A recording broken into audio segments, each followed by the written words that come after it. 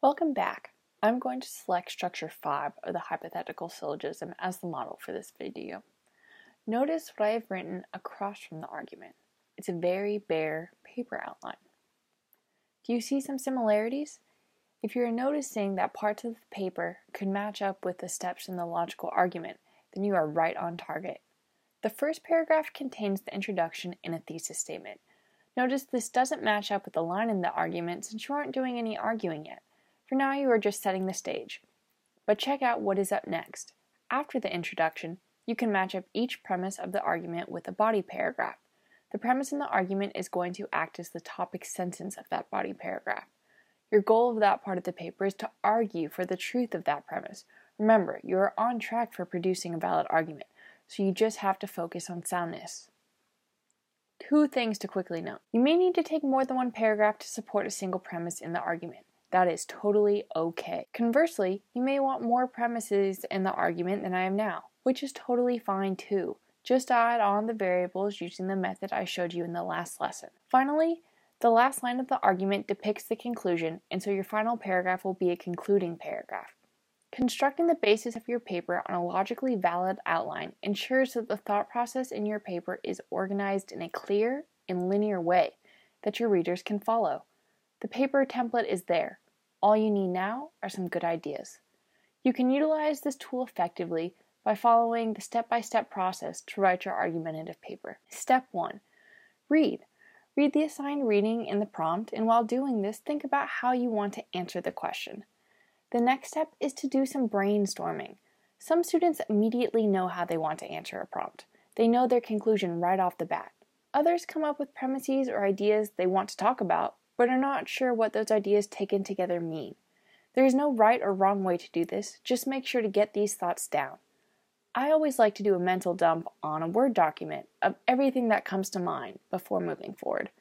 It's like laying all of the puzzle pieces out in front of you before you start to think about how to piece them together. After you finish brainstorming, you'll want to select a structure. Select an outline from your list of valid argument structures. At this point, I have only offered 6 options, but those are just a tiny fraction of all the possibilities out there. Write out that structure in your Word document or whatever you like to use and keep the variables as they are for now. Step 4 is probably the most time-consuming step, but it's also the most rewarding. Start plugging in thoughts from your brainstorm in for the variables and playing around with how to order them. Some students like to start with the conclusion and work backwards. Others start with the first premise of the argument with a claim or thought they definitely know they can prove true, and then work out what could follow from that first assertion. And as you do this, you're actually on your way to creating your thesis statement. After you have that basic outline filled in, you're going to move on to step 5, which is a 3-part test. Ask yourself the following 3 questions. Is your conclusion debatable? You can fail this test in 2 ways. If your conclusion isn't debatable because everyone agrees, like your conclusion is New York is in the United States, it's not debatable because no one's going to disagree with you. The other way you can fail this test is the who cares no, because maybe your conclusion is lint is a better collectible than loose fuzz. Sure, that's a conclusion, but nobody really cares, and so it's not really a debatable topic.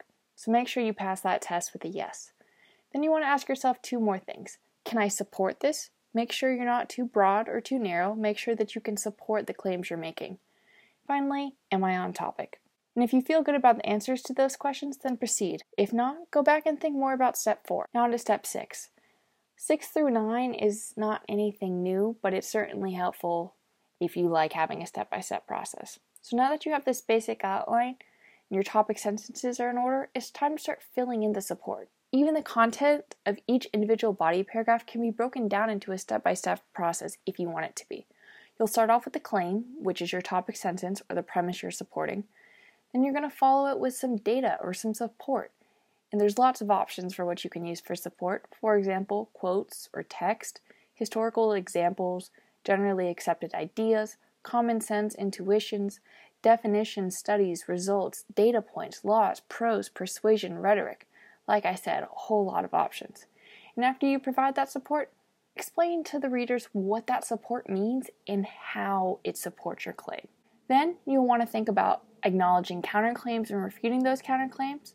The strongest essays have these within each point, but you certainly don't have to. Finally, you'll finish each paragraph with a takeaway. You'll tell readers what you've shown them in that passage, and you'll transition on to the next thought. 7 is going to be your thesis statement. Based on that full outline, you can construct a thesis statement. Many professors and TAs like to hear about these ahead of time so they can work on them with you, since many different instructors or disciplines like their thesis statements to look or sound a certain way. But you essentially want to say that you plan to use points A and B to help you conclude point C. Finally, you'll think a little bit about the introduction and the conclusion. Some people like to outline these, others don't. Some tips for your introduction: you'll want to think about presenting the issue or the problem or the prompt. Set the stage. Define any important key terms, if there are any. Finally, you're going to want to motivate the prompt. Tell readers why answering this question matters. And then some conclusion suggestions. Make sure to tell readers what you've told them throughout the paper, and then remind them how you did it. You may even want to say something logically fancy like variable C is a necessary consequence of variable A. Finally, the last step, step 9, to expand this outline into a paper. The fuller the outline, the easier the paper will be to write, since you'll have considered all of its parts ahead of time.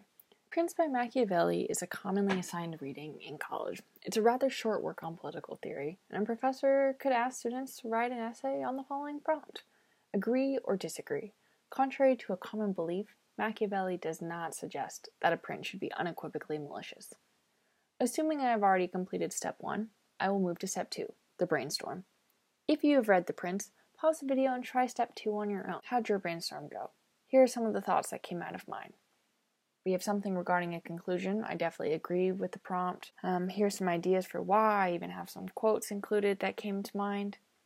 After completing the brainstorm, I'll choose my argument structure, and I'm going to go with a slight variation on Form 5 of the hypothetical syllogism. The more comfortable you become with these different argument structures, the more you'll be able to tweak the English in them while keeping the logic the same.